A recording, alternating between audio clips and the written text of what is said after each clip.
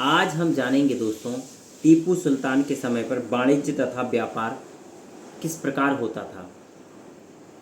तो देखिए, यूरोपीय शक्तियों की नाई टीपू ने भी इस तथ्य को समझा कि देश अपने वाणिज्य तथा व्यापार का विकास करके ऊंचा उठ सकता है।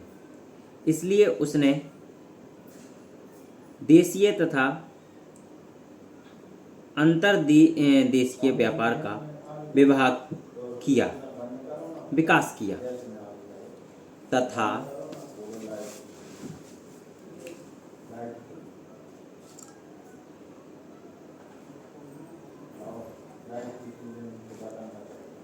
तथा अपने गुमास्ते, मस्कट, मुर्ज, जहाद तथा अदन इत्यादि नगरों में नियुक्त किए। उसने पीगू, बर्मा तथा चीन से भी संबंध स्थापित करने की सोची। इस आशय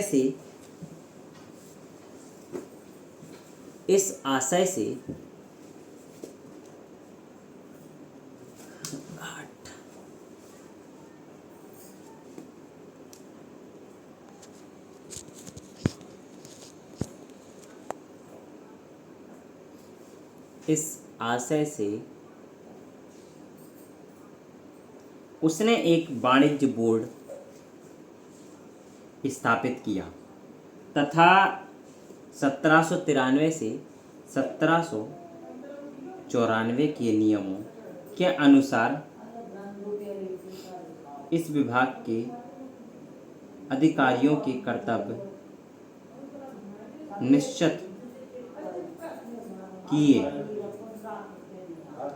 टीपू ने चंदन, सुपारी, काली मिर्च, मोटी इलायची, सोने तथा चांदी का व्यापार तथा हाथियों के निर्यात इत्यादि का कार्य केवल सरकार के एकाधिकार में ले लिया। इसी प्रकार आंतरिक व्यापार के मामले में भी किया गया। काली मिर्च तथा चंदन केवल सरकार ही मोल ले सकती थी। इसके अतिरिक्त उसने राज्य में कुछ कारखाने भी लगाए, जहां युद्ध के लिए गोला बारूद, कागज, चीनी, रेशमी कपड़ा, छोटे छोटे उपकरण तथा अन्य सुंदर वस्तुएं बनाई जाती थीं।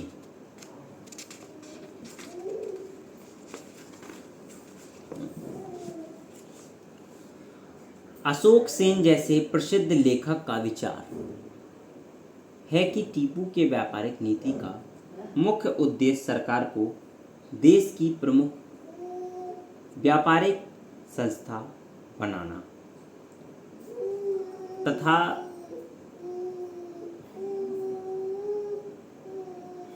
कोष को भरना तथा आर्थिक गतिविधियों को सैनिक तथा राजनीतिक हितों के अधीन लाना था,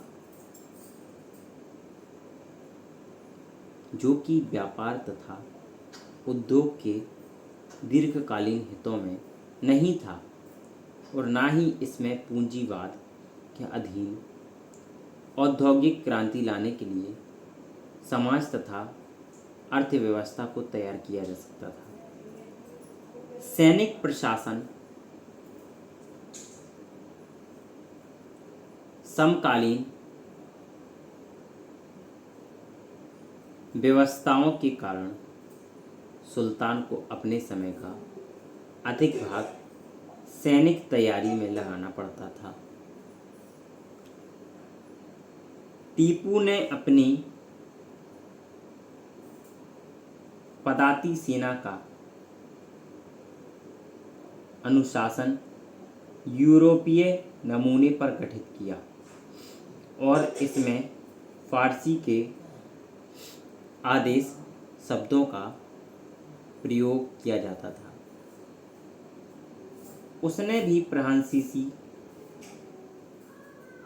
कमांडरों द्वारा अपनी सेना के प्रशिक्षण का प्रबंधन किया तथा एक फ्रांसीसी सैनिक टुकड़ी तैयार की, परंतु उसने इसको प्रभावशाली समूह बनाने की अनुमति नहीं दी, जैसा कि निजाम तथा सिंधियों के राज्यों में हुआ। वास्तव में उसकी सेना में फ्रांसीसी सैनिकों की संख्या दिन प्रतिदिन कम होती चली गई। 1794 में यह केवल 20 आयुक्त अधिकारियों और श्रीरंगापट्टम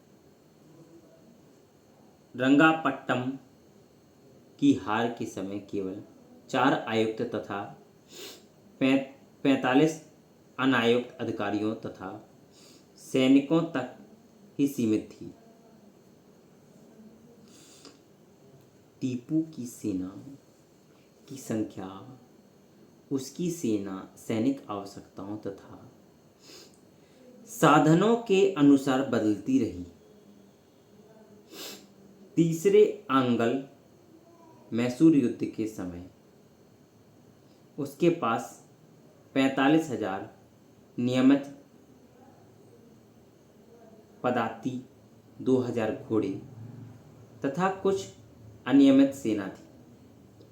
1793 में अंग्रेजों तथा उनके मित्रों को आधा राज्य देने के पश्चात उसके पास 30,000 नियमित पदाती, 7,000 नियमित घुड़सवार, 2,000 तोपची तथा 6,000 अनियमित घुड़सवार थे।